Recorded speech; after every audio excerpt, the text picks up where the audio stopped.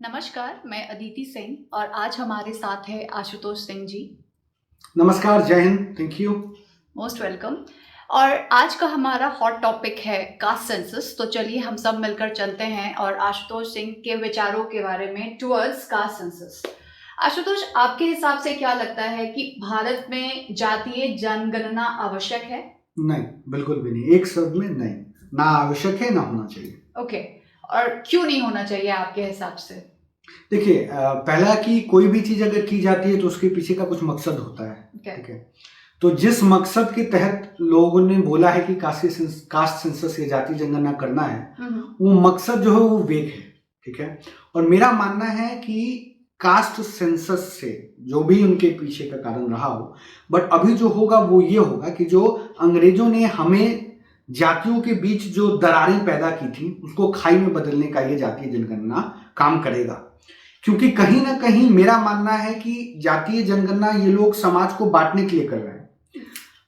Opposition पार्टियों की जिसकी आप बात कर रही हैं, जैसे इंडियन नेशनल कांग्रेस हो गई, आरजेडी हो गई, बसपा सपा, जो भी लोग ये जनगणना करने की बात कर रहे हैं, उनका कहना है कि वो जातीय जनगणना इसलिए करना चाहते हैं क्योंकि अपेरेंटली जातीय जनगणना के हिसाब से वो पॉलिसीज बनाएंगे, जो कि वीक स्टेटमेंट है। आपको कोई भी पॉलिसीज बनाना है तो आप किसी जाति के हिसाब से पॉलिसी नहीं बना सकते। ठीक है, it is different than reservation. जिस तरीके से रिजर्वेशन दिया गया था वो कारण कुछ और था। रिजर्वेशन इसलिए दिया गया था, जो कि अभी आवश्यक है, अति आवश्यक है अभी भी डेट में भी, क्योंकि उस समय अनटचेबिलिटी जैसी चीजें थी, छुआछूत जैसी चीजें थी, जिनको खास लोगों ने ब्रेन वॉश तरीके से करके किया था, लोग के साथ जातियां की थी, और कहीं कहीं अभी भी किसी किसी गांव में होता है। ठीक है, तो इसीलिए उनको रिजर्वेशन दिया गया था, उस हिसाब से पॉलिसीज बनाई गई थी। पॉलिसीज कह लीजिए या जो भी कह लीजिए। अब इनका कहना है कि ये जाति के हिसाब से पॉलिसी बनाएंगे। अब ये जो कह रहे हैं ये कॉन्स्टिट्यूशन के साथ अच्छा नहीं जाता है, क्योंकि राइट टू इक्वलिटी के हिसाब से सबको समान अधिकार मिलना चाहिए, पॉलिसी सबके हिसाब से बननी चाहिए। अब जो मकसद है इसके पीछे का वो बहुत खतरनाक मकसद है, इसीलिए मैं इसके मेन रूप से खिलाफ हूं। ये चाहते हैं कि समाज को बांट दें, हमको आपको सबको ये बोल दें कि तुम भारतीय होने से पहले या हिंदू होने से पहले या मुसलमान होने से पहले एक खास जाति के हो। और मैं आपको बता दूं बहुत जिम्मेदारी से कि जो जातीय जनगणना की बात हो रही है, ये बोल तो रहे हैं सब जाति सब धर्म के लिए, बट ये खास करके हिंदुओं की बात कर रहे हैं। हिंदुओं को तोड़ देना चाहते हैं और ये तोड़ के कहीं ना कहीं अपने हिसाब से उनको अपना फायदा कराना चाहते हैं, क्योंकि कहीं ना कहीं ये इन पार्टियों को लगता है कि इनका एक वोट बैंक है। तो ये चाहते हैं कि इनको मालूम चल जाए कि इनको किस राज्य में इनका वोट प्रतिशत ज्यादा है। इनके हिसाब से ये सोचेंगे कि पर्टिकुलर जाति उनके साथ रहती है तो चलो भाई इतना परसेंट है तो हम जीत सकते हैं। क्लियर कट एक तरीके से लोगों को बताना चाहते हैं कि आप 10% हैं, आप कुछ भी करा सकते हैं। आप एक तरीके से उत्तेजित कर रहे हैं भीड़ को, भीड़ बनाने की कोशिश कर रहे हैं। आप जहां बोलते हैं कि जितनी जनसंख्या उतने हिस्सेदारी, तो कहीं ना कहीं आप बनाना रिपब्लिक की तरफ जाने की कोशिश कर रहे हैं। आप लोगों को उकसाने की कोशिश कर रहे हैं कि भाई तुम लोग 1 लाख हो, तुम डर क्यों रहे हो? 1 लाख लोग हो, चलो चढ़ जाओ संसद पे, जाओ सुप्रीम कोर्ट की जज बन जाओ, सुप्रीम कोर्ट को हटा दो। ये क्या मतलब है? कोई कहीं पे पहुंच रहा है तो अपनी स्थिति के हिसाब से, जिस हिसाब से वो कर रहा है, काम कर रहा है, मेहनत कर रहा है। तो मेरा मानना है कि ये इसलिए मैं इसके खिलाफ हूं क्योंकि ये जाति के नाम पे समाज को बांट रहा है। जिन लोगों के साथ अभी मेरे हिसाब से भारत में एक ही जाति है, वो है गरीबी जाति। ठीक है, और कहीं ना कहीं हर जाति में गरीब है और बहुत अच्छे खासे नंबरों में है। ठीक है, तो मेरे खिलाफ से अगर कोई पॉलिसी बनानी चाहिए या जातीय जनगणना जैसा कुछ करना चाहिए तो ये गणना करना चाहिए कि कितने लोग गरीब हैं और उस गरीबी का कारण क्या है, चाहे जिस जाति के आ रहे हों, और उस पर काम करना चाहिए। आप देखिए कि शिक्षा के कारण कितने लोगों की नौकरी नहीं मिली। आप देखिए कितने लोग मर रहे हैं। अरे भाई, कोई मरता है अस्पताल में जाके, अगर अस्पताल की व्यवस्था नहीं रही तो ये सोच के थोड़ी मरता है कि मैं क्षत्रिय हूं तो मैं नहीं मरूंगा, या फिर मैं ब्राह्मण हूं तो मैं मर जाऊंगा। नहीं, तो कहीं ना कहीं ये समाज को बांटने का काम हो रहा है और वो सफल भी हो रहे हैं, क्योंकि ट्विटर जैसे चीजों पे मैं देख रहा हूं कि लोग जाति सूचक शब्द का प्रयोग कर रहे हैं सबके लिए, चाहे ब्राह्मण हो, क्षत्रिय हो, दलित हो। दलित स्वर्ण समाज, लेट्स से कि अगर स्वर्ण कोई समाज है तो स्वर्ण लोगों के खिलाफ बोल रहा है। कुछ स्वर्ण ऐसे भी हैं जो उनके खिलाफ बोल रहे हैं। तो ये कुछ लोग हैं, बहुत कम लोग हैं, बट ये धीरे धीरे आग फैलाने की कोशिश की जा रही है, समाज को बांटने की कोशिश की जा रही है। इसके लिए मैं खिलाफ हूं और आपको भी खिलाफ होना चाहिए, चाहे आप जिस जाति से आते हो। बहुत बहुत धन्यवाद। इसी टॉपिक से रिलेटेड मेरा दूसरा प्रश्न ये होगा, जो most demanding person on Twitter let's say is Rahul Gandhi. तो आपका क्या ओपिनियन है? Because Rahul Gandhi always demands caste census, उनको जाति जनगणना चाहिए। तो आपका क्या ख्याल है? Rahul Gandhi is a very dangerous man. Rahul Gandhi एक बहुत खतरनाक व्यक्ति हैं, और इसलिए नहीं कि वो बेवकूफ हैं, इसलिए कि वो बेवकूफ भी हैं और समझते हैं कि वो बहुत तेज हैं, और वो आग लगाने की काम कर रहे हैं। वो समाज को एकदम टुकड़े टुकड़े में बांट देना चाहते हैं। इसीलिए मेरा मानना है कि वो एक तरीके से समाज को बांट के, फूट डाल के, किसी भी आदमी का एक मकसद है कि किसी तरीके से उनको प्रधानमंत्री बनना है, किसी तरीके से। इसके लिए उनको मन करे तो देश के टुकड़े करवा दें। क्योंकि आप उनके बातों को देखेंगे कि जिस प्रकार से वो बोलते हैं, जिस प्रकार से उनका फेशियल एक्सप्रेशन रहता है, आप समझ पाएंगे कि क्या बोल रहे हैं। उनको कोई मतलब नहीं है, वो कहीं जा रहे हैं बोल रहे हैं कि भाई मैं देख रहा हूं मिस इंडिया में खास जाति के लोग ही आ रहे हैं। इस स्टेटमेंट का कोई मतलब है? अरे भाई, कोई बॉलीवुड एक्टर से एक्ट्रेस का जाति पूछता है क्या? कोई नहीं पूछता है। लेकिन आपको इसमें जाति लाना है। आप ये जहर का बीज डाल दे रहे हैं। गाना था शक करके, गाना है बहुत प्यारा, कि शक जब आ जाता है, इस तरह का कुछ गाना आप सुनेंगे। तो उसी तरीके का काम राहुल गांधी कर रहे हैं, शक डाल रहे हैं जबरदस्ती का। और वो शक का कोई इलाज नहीं है। समाज को आप बांट रहे हैं, आप शक डाल दे रहे हैं, भाई तुम्हारे साथ जाति हो रही है, तुमको ऐसा होना चाहिए था, तुमको ऐसा नहीं किया गया। आप 75 साल तक क्या कर रहे थे जनाब? आप 75 साल तक थे ना, कहीं ना कहीं आपने इस पे काम किया है। आप देखिए कि फॉरवर्ड बैकवर्ड सोच से होता है, और इनका जो सोच है ना, वो ना फॉरवर्ड के साथ है ना बैकवर्ड के साथ है। ये आग लगा देना चाहते हैं, अधेर रवि चौपट राजा। ये इनके साथ जो लोग हैं वो भी चौपट हैं, इसीलिए इनको लीडर ऑफ अपोजिशन चुन लिया गया। The fact that he got 99 seat itself says a lot, कि कहीं ना कहीं वो समाज को बांटने में कामयाब रहे, वो झूठ की खेती करने में कामयाब रहे।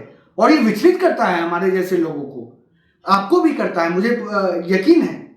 लेकिन इसका फायदा कितना उठा पाते हैं ये निर्भर करता है समाज पे।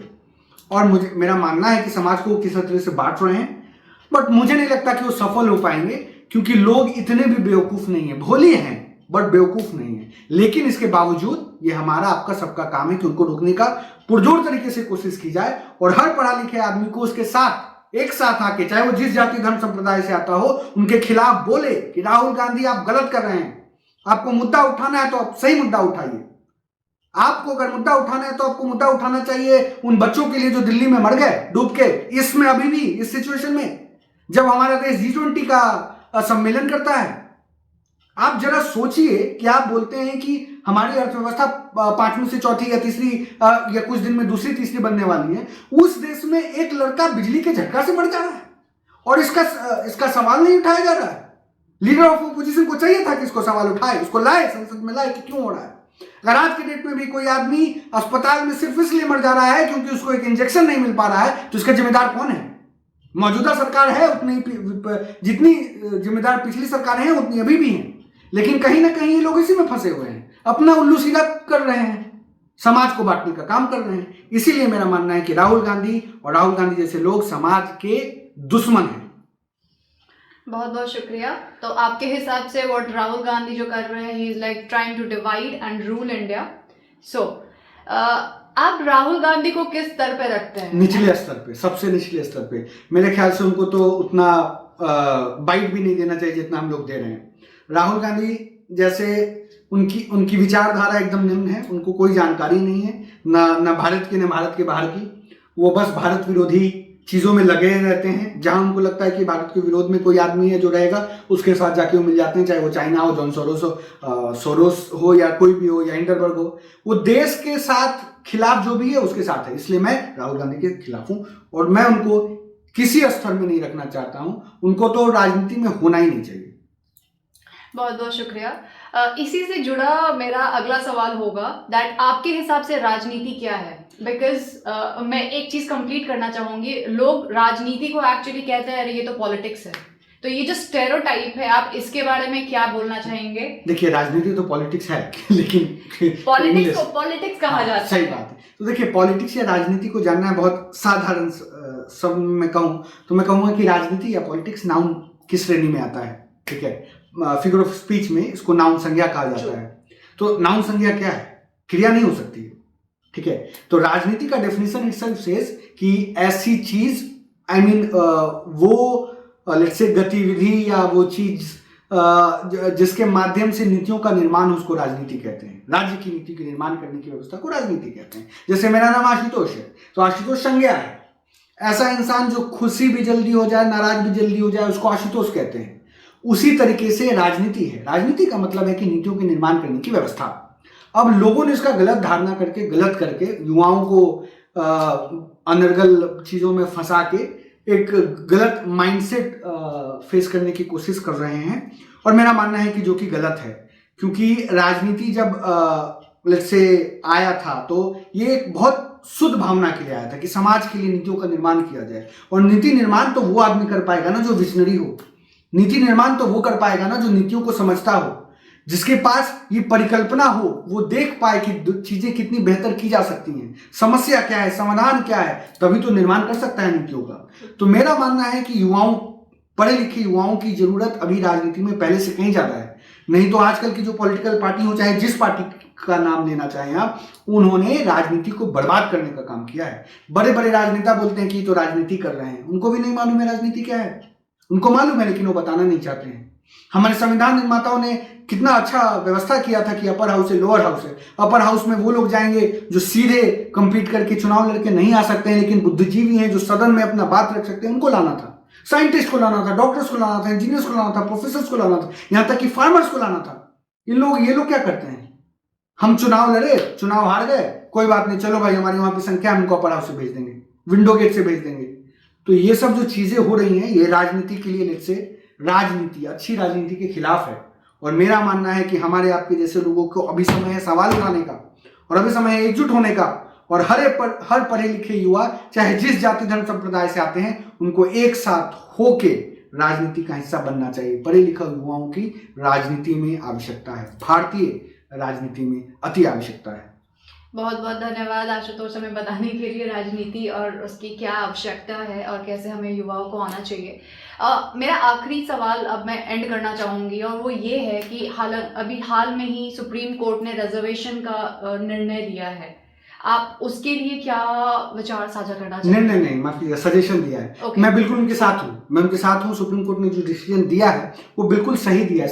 सुप्रीम कोर्ट ने बोला है कि देखिए, रिजर्वेशन मिलना चाहिए उसको जो उसका हकदार हो। इस बात को नकारा नहीं जा सकता है कि हमारे दलित भाइयों के साथ पिछले 100-200 साल पहले बहुत गलत कार्य हुआ है। उनको दबा के रखा गया है, बहुत तरीके से दबाया गया है, अनाचार हुआ है, उनको अनटचेबल कहा गया है, छुआछूत जैसी चीजें की गई हैं। कहीं ना कहीं अभी भी किसी राज्य, छोटे से गांव कस्बे में होता है। तो रिजर्वेशन की जरूरत पहले भी थी, अभी भी है, और हो सकता है आगे भी रहेगी। लेकिन रिजर्वेशन उसको मिलना चाहिए जो उसका हकदार है।